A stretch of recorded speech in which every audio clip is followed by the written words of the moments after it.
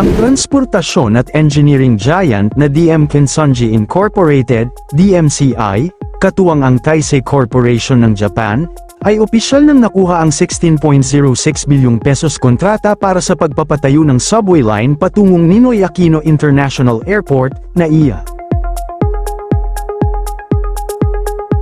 At bago natin ituloy, kung ikaw ay bago pa lang sa aking YouTube channel ay huwag kalimutan mag-subscribe at i-click na rin ang bell icon para lagi kang updated sa mga bago kong upload video. Ang DM Kinsunji Incorporated, DMCI, ay nakakuha ng kontrata, katuwang ang Taisei Corporation ng Japan, para sa Contract Package 109, CP109 ng Metro Manila Subway Project na nagkakahalaga ng mahigit 16 na bilyon pesos.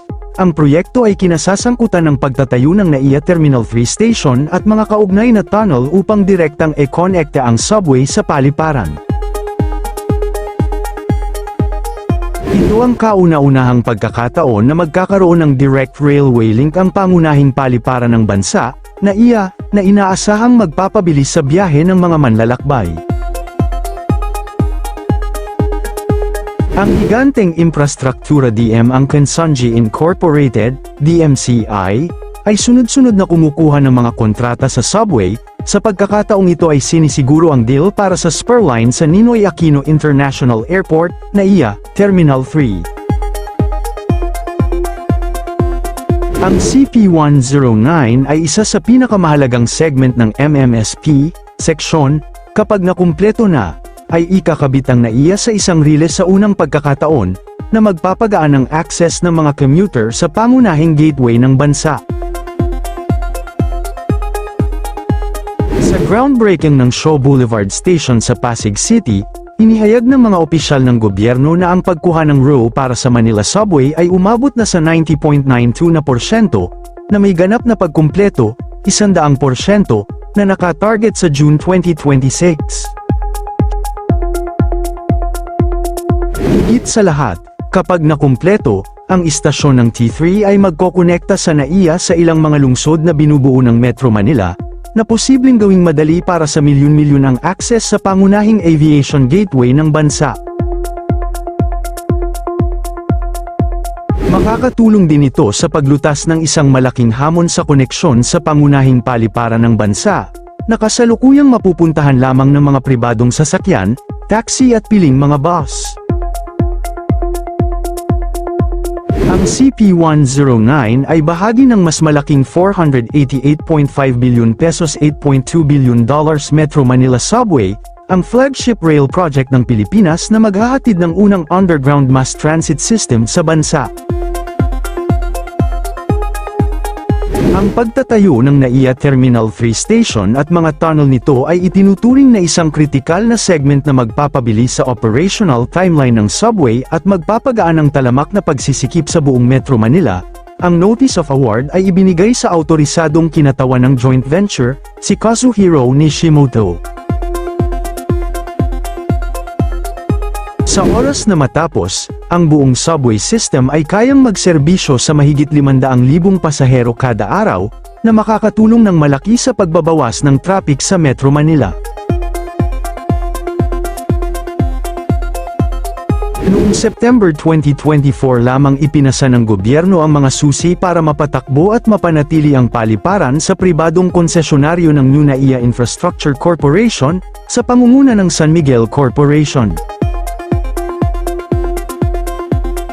Noong Biyernes Santo, April 3, 2026, gumuho ang isang bahagi ng kisame, siling, sa Arrival Extension Area ng Ninoy Aquino International Airport, NAIA, Terminal 1, nangyari ang pagbagsak sa West Arrival Curb C area ng Terminal 1 bandang 10:43 AM.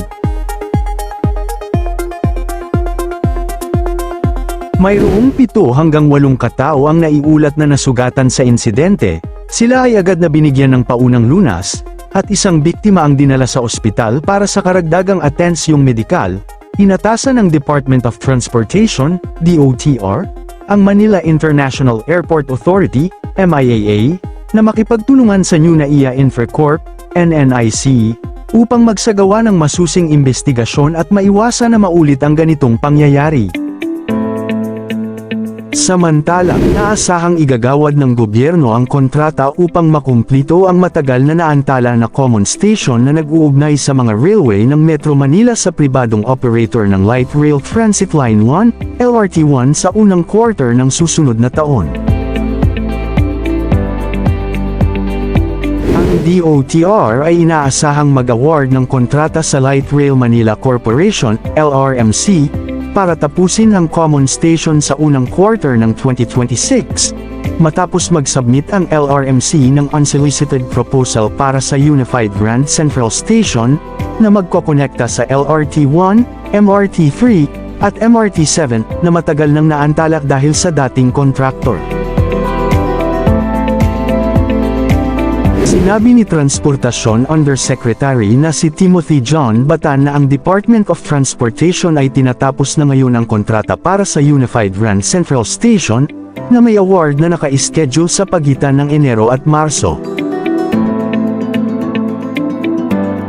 Target ng DOTR na matapos ito para sa seamless transfer ng commuters, lalo na't inaasahang maging operational na ang MRT7 sa 2026. Matagal ng delay ang pagtatayo ng common station na magdudugtong sa LRT1, MRT3, at MRT7, kaya hindi magamit ng commuters ang seamless transfer sa pagitan ng mga linya. Nag-terminate na ng kontrata ang DOTR sa dating Construction Joint Venture, BF Corporation at FDSC, dahil sa sobrang delays. Kapag natapos, mapapabilis nito ang biyahe mula 2 hanggang 3 oras, gamit ang bus, tungo sa 35 minuto, sa pamamagitan ng tren, at magkakaroon ng intermodal transport system para sa bus at jeep. Ibunyag ni Batan ang halaga ng panukala ng LRMC, na tandaan na sumasailalim pa rin ito sa pagsusuri. Sinabi ni Batan na ang LRMC ay ang nag-iisang proponent na nagpahayag ng interes sa pagkumpleto ng pagtatayo ng pinag-isang istasyon ng Grand Central.